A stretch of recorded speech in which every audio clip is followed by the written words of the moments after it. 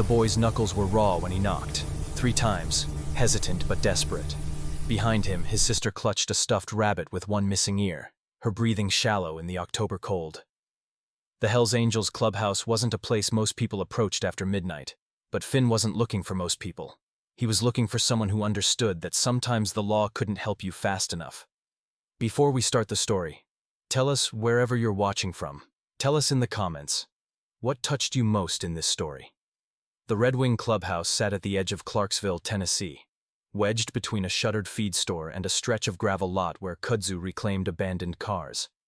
Inside, 3 members worked under fluorescent lights that hummed like dying insects. The air smelled of engine grease, old leather, and the particular kind of quiet that comes from men who've learned not to waste words. Garrett straightened first when the knock came. He was broad-shouldered with silver threading through his beard, hands scarred from decades of wrenches and road rash. He glanced at Roach, who was younger, wiry, with ink crawling up both forearms. Roach tilted his head toward the sound, frowning. Bishop, the oldest of them, just nodded once. His face was weathered like driftwood, eyes that had seen too much to be surprised by anything anymore. Garrett crossed the concrete floor and cracked the door 6 inches. His hand stayed near the frame, ready. A kid stood there, 14, maybe 15. Dirt streaked his face. His hoodie was torn at the shoulder. His eyes looked decades older than they should. Behind him, barely visible in the sodium light of the alley, stood a little girl, maybe 8 years old. She wore mismatched socks and a jacket 2 sizes too small. In her arms, she clutched a stuffed rabbit like it was the only thing keeping her tethered to earth. Garrett's voice was gravel and caution. The kid didn't flinch, didn't look away. "I don't need anything," he said, and his voice cracked slightly. Garrett's eyes dropped to the girl. She had blonde hair that hadn't been brushed in days. A smudge of something, dirt or maybe old tears, marked her cheek. She stared at the ground, her shoulders hunched inward like she was trying to make herself smaller. Garrett said. The kid's jaw tightened. "Just let her sleep somewhere safe. I'll stay outside. I'll leave in the morning." Roach stepped closer, arms crossed. The kid's expression hardened into something brittle. Bishop moved into view, slower, carrying the weight of someone who'd already lived this conversation in different forms across different decades. He looked at the girl, then back at the boy. "Finn, and her?" He glanced down. Bishop nodded once, then looked at Garrett. Something unspoken passed between them. Years of riding together, bleeding together, understanding when words weren't needed. Garrett pulled the door wider. Finn didn't move immediately. His hand tightened on Ruby's shoulder, protective even now. "I'm serious. Just her." Garrett's tone left no room for argument. They stepped through the threshold. The door closed behind them with a heavy metallic click that seemed to echo in the vast space. The clubhouse felt bigger on the inside. High ceilings. Bikes in various states of assembly lined the walls. Tools hung in organized rows, each wrench and socket in its place. Ruby's eyes went wide, taking it all in, while Finn stayed tense, calculating exits. Bishop disappeared into the back office and returned dragging a cot. The spring screeched as he unfolded it near the parts shelves, away from the fumes and noise. Roach grabbed a wool blanket from a storage locker. It smelled like motor oil and laundry detergent, but it was clean and thick. "Sit," Bishop told Ruby, gesturing to the cot. She looked up at Finn. He nodded once. She sat, still clutching the rabbit. Roach vanished into the office again and came back with a mug of hot chocolate heated on the coffee maker hot plate. He handed it to her without a word. Ruby took it with both hands, her fingers wrapped around the warmth. "Thank you," she whispered. Finn stood beside her like a sentry. His eyes kept flicking to the door they'd entered through, the one leading to the street, the high windows. He was running scenarios, weighing risks, calculating how fast he could grab Ruby and bolt if this turned bad. Garrett watched him, recognized the signs. Finn shrugged. Silence. Roach crouched beside Ruby. He asked, nodding toward the toy. She nodded. "I got a niece about your age. She's got a whole collection." Roach smiled, and it was genuine. "Clover," Ruby said quietly. Bishop pulled up a rolling stool and sat. Didn't say much, just present. Roach leaned against the workbench, posture relaxed. Garrett stood near the door, solid as concrete. The minutes stretched. Ruby's eyelids grew heavy. Her head nodded forward, then jerked back up. Finally, she curled onto her side, the blanket pulled to her chin, Clover tucked under her arm. Within minutes, her breathing deepened. The mug sat empty on the concrete beside the cot. Finn didn't move. He pulled another stool close and sat, elbows on his knees, watching Ruby breathe, making sure her chest rose and fell, making sure she was real and safe. An hour passed, then another. Well past 3 in the morning. Garrett walked over and dropped a hand on Finn's shoulder. The kid tensed but didn't pull away. "You need to sleep," Garrett said. Finn shook his head. Garrett studied him for a long moment, saw himself at 15, standing guard over his younger brother after their father came home drunk and swinging. Saw every kid who'd ever learned too early that the world doesn't protect you. You have to protect yourself. "I'll take first watch," Garrett said. "You close your eyes for 2 hours." Finn looked up at him, searching for the lie. The catch. The moment this all falls apart. He didn't find it. "Okay," he finally whispered. He lay down on the concrete floor beside the cot, his back against the wall, still within arm's reach of Ruby. Within minutes, exhaustion dragged him under. Morning arrived with the rumble of engines and the sharp smell of fresh coffee. Finn woke with a jolt, disoriented, his hand reaching instinctively for Ruby before his brain caught up. She was still asleep on the cot, breathing steady, Clover tucked under her chin. Sunlight cut through the high windows in dusty beams. The clubhouse looked different in daylight, less like a refuge, more like what it was. A working garage with oil stains on concrete and old calendars still tacked to the walls. Bishop was at the coffee maker, pouring a cup like it was any other Thursday. He glanced over when Finn sat up. Finn nodded, though his back ached from the concrete. "Yeah. Bathrooms through that door." It was such a normal offer that Finn didn't know how to respond. He mumbled something that might have been gratitude and slipped into the small bathroom. The mirror showed him what he already knew. He looked like hell. Dirt caked his fingernails. A bruise darkened along his collarbone. He didn't remember getting it. His hair stuck up at impossible angles. He washed his face with cold water, scrubbing until his skin turned red. When he came back out, there was a woman in the garage. Silver hair pulled into a practical braid. Hands weathered but steady. Eyes that understood loss without pitying it. She was setting a box of donuts on the workbench, the kind from the bakery on 5th Street. "You must be Finn," she said. Her voice was warm, lived in. Ruby stirred on the cot, drawn by the smell of sugar and fried dough. She sat up slowly, rubbing her eyes, and saw Diane. She froze. Diane didn't move closer. She just smiled. "Good morning, sweetheart." Ruby looked at Finn. He nodded. "Well, come on then. Come on." They ate standing around the workbench. Finn, Ruby, Diane, and Bishop. Roach arrived halfway through, grease already on his hands from whatever bike he'd been working on outside. He grabbed a chocolate glazed and grinned at Ruby. She nodded, mouth full of donut. "Good." Roach kept his tone light, conversational. But Finn noticed the way his eyes lingered on Ruby. Not suspicious, assessing, putting pieces together. After breakfast, Diane offered to take Ruby to the bathroom to wash up. "Maybe brush your hair if you want," she added gently. Ruby hesitated, then took Diane's hand. The moment they disappeared around the corner, Roach turned to Finn. Finn's guard went up immediately. "Just want to make sure she's okay." They walked to the far side of the garage, near the open bay door where the morning air was cool and clean. Roach leaned against a tool chest, arms crossed but posture open. Not threatening, just present. "I worked EMS for 8 years before the club," Roach said. Finn's stomach tightened. The way she moves. Careful, like she's afraid of bumping into something. Roach paused. Finn didn't respond. His jaw clenched. "I'm not accusing you of anything," Roach continued. "I can see you'd walk through fire for her. But someone's been hurting her, Finn." The words hung there. Finn could lie, could grab Ruby and run, could pretend he didn't know what Roach was talking about. The words came out flat, mechanical.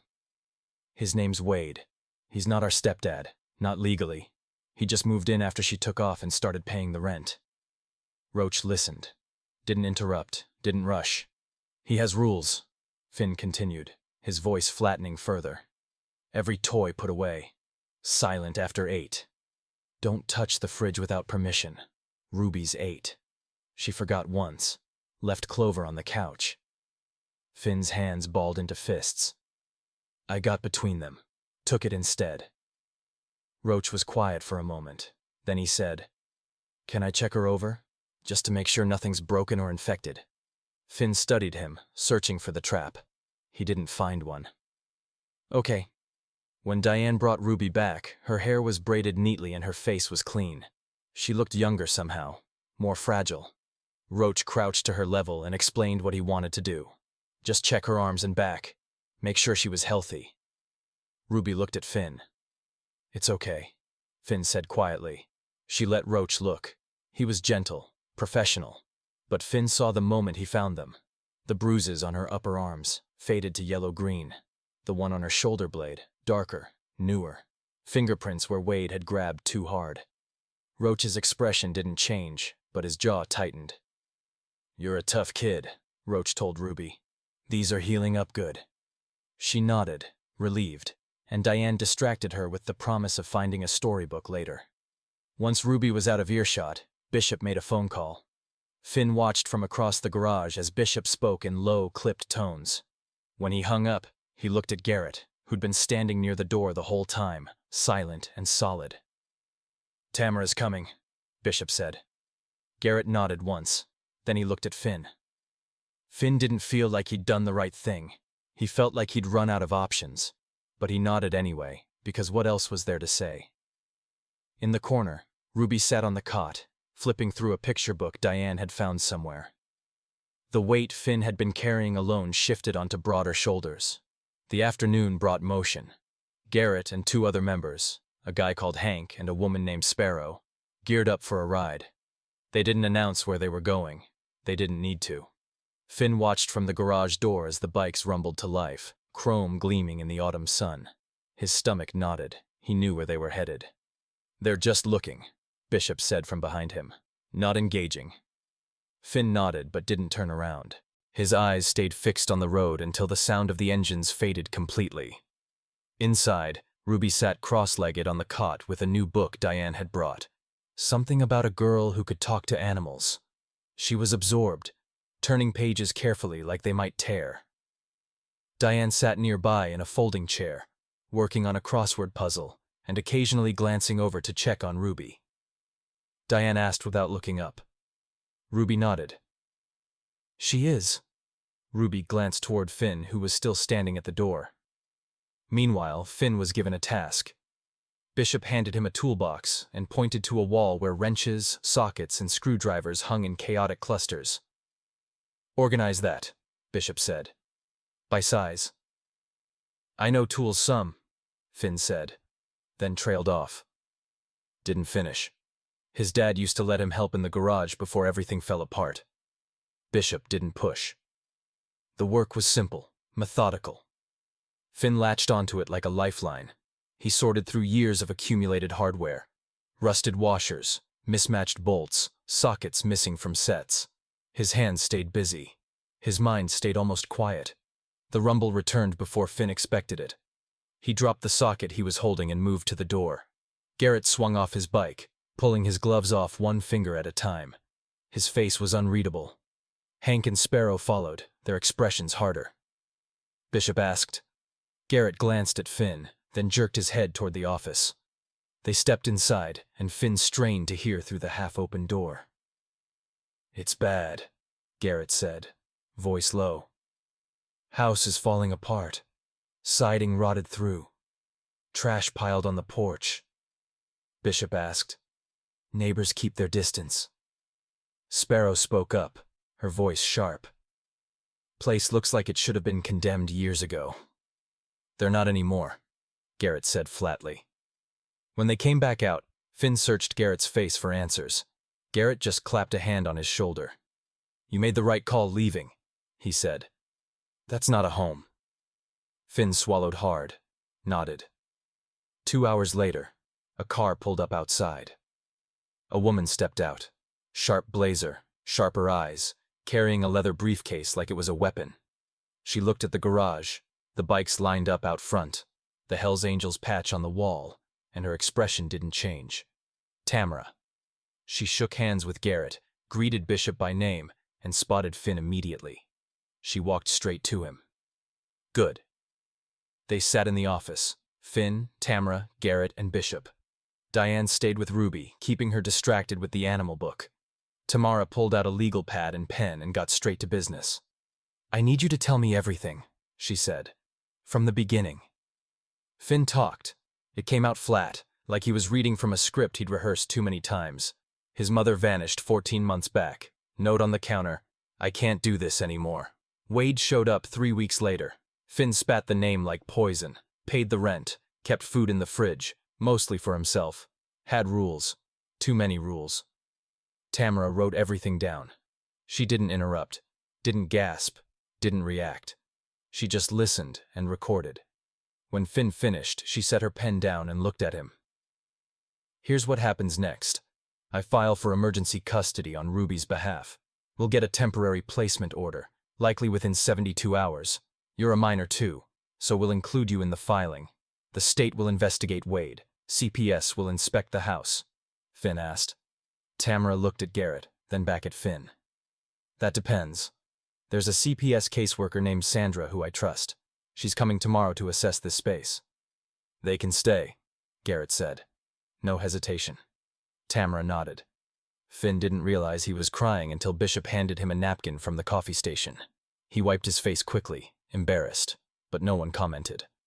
That night, Ruby fell asleep on the cot again, this time with the animal book tucked under her pillow beside Clover. Finn sat beside her, less tense than before, watching Roach install a deadbolt on the office door. Something stronger, something that clicked solid when it closed. "Just in case," Roach said quietly. Finn understood. Just in case Wade came looking. Tonight, other eyes watched the door. Finn wasn't alone anymore.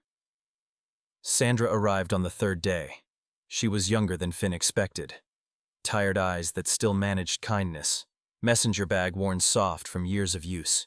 She didn't look at the garage like it was a problem to solve. She looked at it like it was a possibility. Ruby was in the office with Diane when Sandra knocked. Finn opened the door, his palms sweating despite the cool morning air. "You must be Finn," Sandra said, extending her hand. "I'm Sandra." He shook her hand and stepped aside. Garrett appeared from the back, wiping oil off his hands, and nodded a greeting. Bishop followed, quieter but present. Sandra didn't rush. She walked through the garage slowly, taking in the tool wall Finn had organized, the cot that had been upgraded with a real mattress and frame, the bookshelf Bishop had built over the weekend. It was simple pine, nothing fancy, but it was sturdy and already filling up with books Diane kept bringing. "This is impressive," Sandra said, and she sounded like she meant it. "We take care of our own," Garrett said simply. Sandra stopped at the office door. Inside, Ruby sat at a small desk Garrett had pulled from a storage unit. She was drawing something with colored pencils, her tongue poking out in concentration. Diane sat nearby, reading a magazine and occasionally glancing over to admire Ruby's work. Sandra asked Finn. He nodded, though his chest tightened. Sandra entered the office alone. Finn watched through the window as she pulled up a chair and sat at Ruby's level. He couldn't hear what they were saying, but he saw Ruby's face, cautious at first, then gradually softening. She showed Sandra her drawing. It was a rabbit, bright purple with green eyes, standing in a field of flowers. Sandra pointed to something on the page. Ruby smiled. 20 minutes later, Sandra emerged. She looked at Finn, then at Garrett and Bishop. "She's safe here," Sandra said. "Happier than most kids I see in state facilities." Garrett nodded. Bishop crossed his arms, but there was relief in his posture. Sandra continued. "I'm recommending temporary emergency placement with Diane as primary guardian, with the club providing housing and financial support, 90 days while the investigation proceeds. Wade's already been flagged. House is being inspected this week. Finn felt something crack open in his chest. That evening, the club threw together a low-key celebration. Nothing fancy. Burgers on a grill Hank dragged out from the storage shed. Sodas in a cooler full of ice. Chips in bowls on the workbench. Sparrow brought coleslaw. Roach made his infamous potato salad that everyone pretended to like. Ruby sat on an overturned crate, watching Bishop teach her how to play Go Fish. She was terrible at it, but she was laughing. The sound was so unexpected that Finn stopped mid-bite and just stared. "Kid's got a good laugh," Roach said, appearing beside him with a soda. Finn shook his head. "Can't remember." Later, when the food was gone and the sun had set, Garrett pulled Finn aside. They stood outside the garage, watching moths circle the overhead light. "I want to tell you something," Garrett said. "When I was 16, my old man used to come home drunk. Beat on my mom, beat on me, beat on my little brother.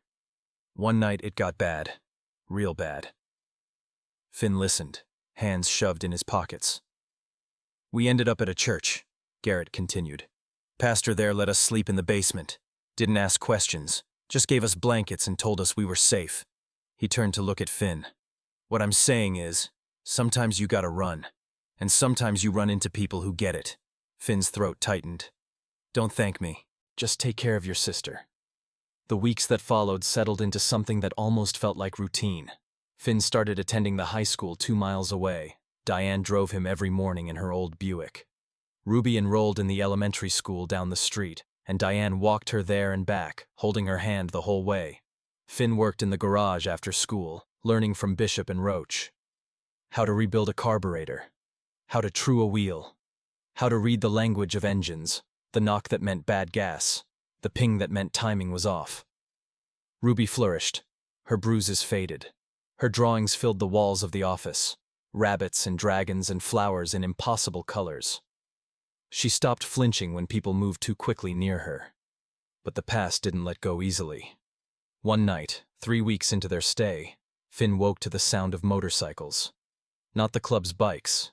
These were different. Louder. Angrier. He sat up on his cot, heart hammering. Through the window, he saw headlights. 3 bikes idling in the lot. Men he didn't recognize, wearing cuts that weren't hellsangels.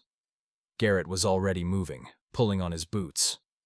Bishop and Roach appeared from the back rooms, alert and ready. "Stay with Ruby," Garrett told Finn. "Lock the office door." Finn didn't argue. He moved to the office where Ruby was still asleep and quietly turned the deadbolt. Through the crack under the door, he heard voices.